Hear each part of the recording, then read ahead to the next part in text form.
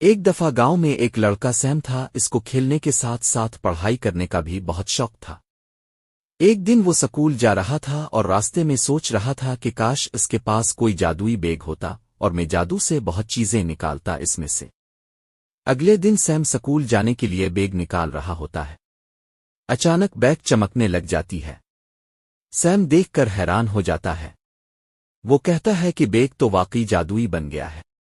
وہ اسے اپنے کمرے میں لے جاتا ہے۔ سیم کا بیگ اس کو بولتا ہے، تم نے خواہش کی تھی اور بیگ جادوئی بن گئی، مگر مجھے اچھے کاموں کے لیے استعمال کرنا ہوگا اور میں تمہاری پڑھائی میں بھی مدد دوں گی۔ سیم نے بولا ٹھیک ہے۔ وہ اس چمکتے ہوئے بیگ کو اپنے ساتھ سکول لے جاتا ہے۔ وہاں سیم کو ٹیچر ایک سوال دیتی ہے۔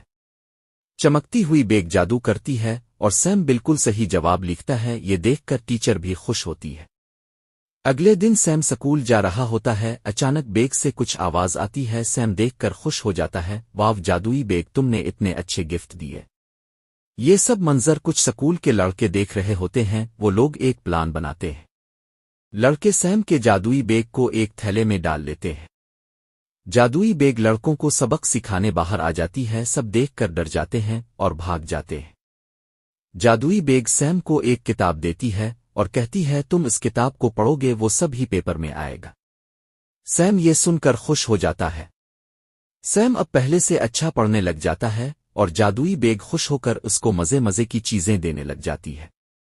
سیم اپنے جادوئی چمکتی ہوئی بیگ کے ساتھ سیر کے لیے جاتا ہے اور وہ دونوں بہت خوش ہوتے ہیں۔